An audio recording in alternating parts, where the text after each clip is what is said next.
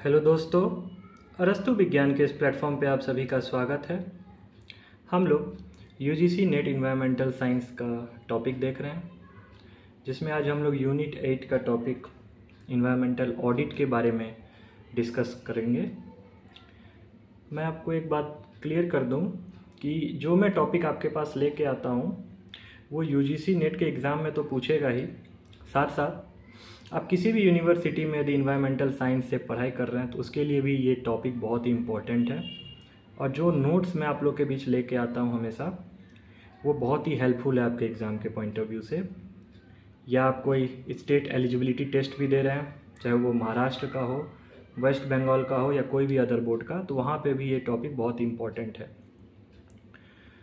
तो environmental audit किसे कहते हैं, ठीक है। तो इन्वायरमेंटल ऑडिटिंग क्या है? एक इंस्पेक्शन प्रोसेस है, ठीक है।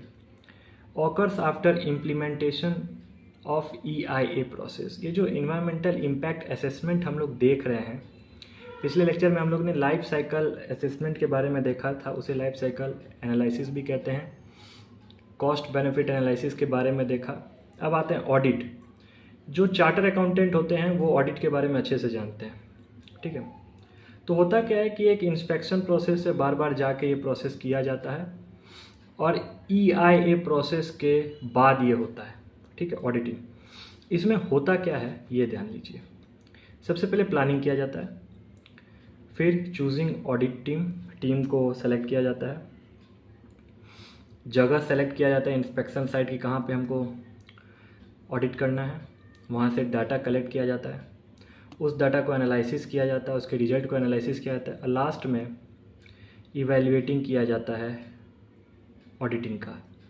यहाँ पे TI छूट गया है, ओके, TI छूट गया है, ठीक है।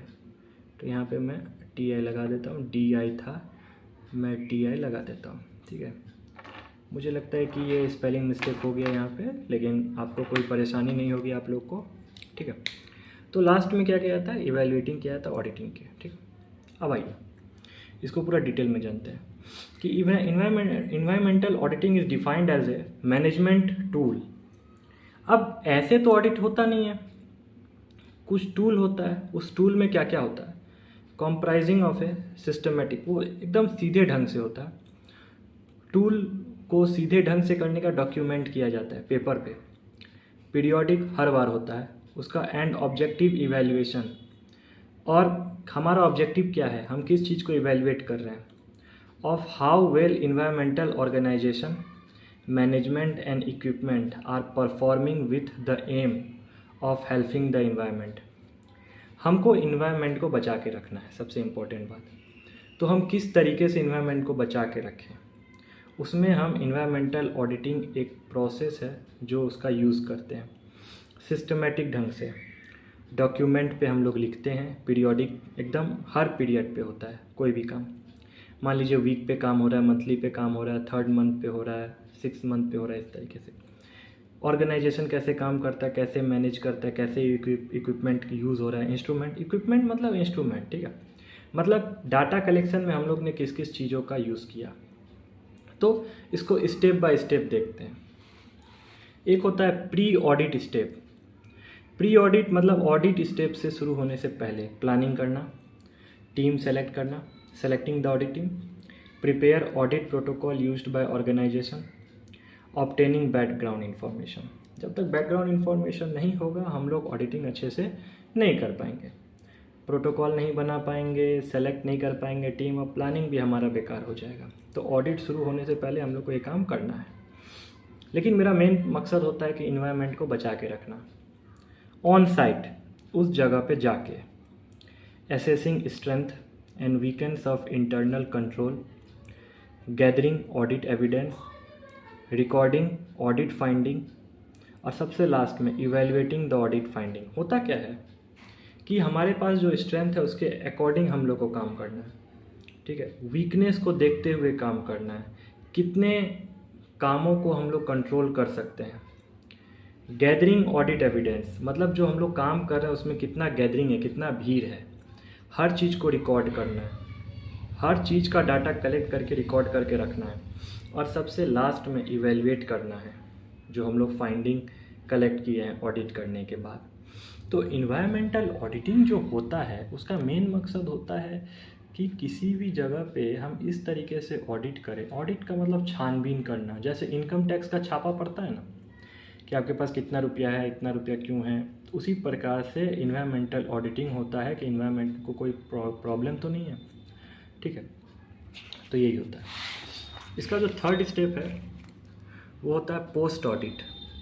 पोस्ट ऑडिट का मतलब होता है ड्राफ्ट, मतलब रिपोर्ट तैयार करना, फाइनल रिपोर्ट का प्रिपरेशन करना, preparation of action plan, follow up. मतलब ये रिपोर्ट बना के प्लान करके उसके जगह पे एक्शन करके, मतलब हर चीज़ करने का उसको फॉलो अप करता है, फिर से देखता है कि हमारा काम सही है कि नहीं। तो ये होता है पोस्ट ऑडिट। अब इसको थोड़ा डिटेल में जानते हैं। मैं कॉपी को थोड़ा बदल लेता हूँ, यहाँ पे और डिटेल में मैं एक चार्ट के रूप में मैंने बनाया है।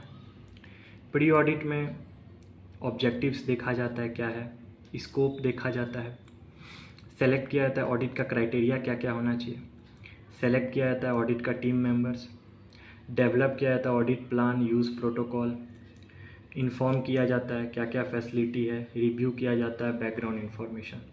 ये होता है प्री ऑडिट। अब आते हैं ऑन साइट, जो हम ऑलरेडी टॉपिक पढ़ लिए हैं, लेकिन यदि एग्ज़ाम में आप ऑब्जेक्टिव में पूछता है तो ये डायरेक्ट आप देखेंगे तो आपको याद हो जाएगा।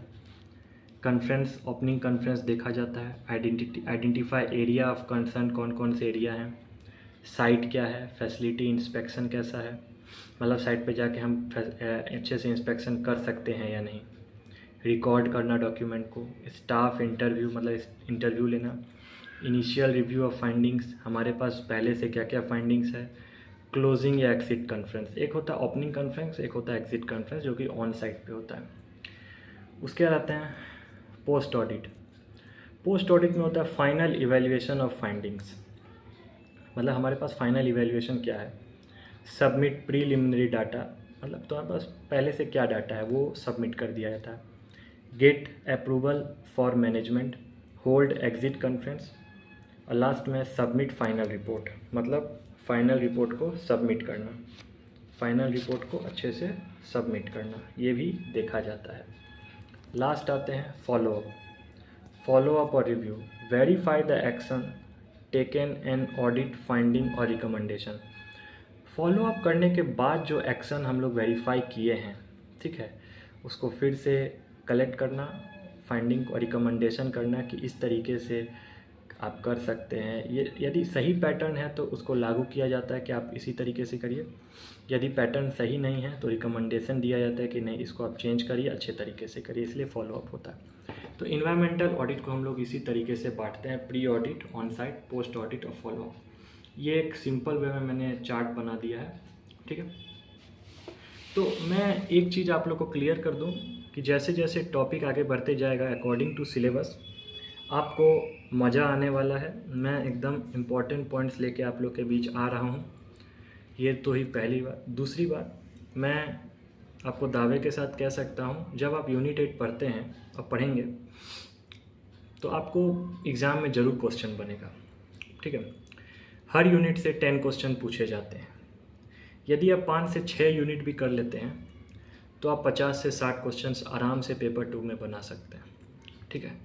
तो और जो इम्पॉर्टेंट यूनिट है मैं उसी पे फोकस कर रहा हूँ। जैसे यूनिट 1 मैंने कंप्लीट कर दिया है, यूनिट 10 भी मैं इस वीक में कंप्लीट कर दूंगा, यूनिट 8 पे मैं अभी फोकस कर रहा हूँ क्योंकि यहाँ से क्वेश्चंस बहुत पूछे जाते हैं, ठीक है। यूनिट 2, 3 मैं धीरे धीरे साथ में लेके चलूँगा, ठीक है, लेकिन मेरा मेन मोटिव रहेगा यूनिट 8 और 10 कंप्लीट करना, क्योंकि यहाँ से क्वेश्चंस बहुत रहते हैं, ठीक है।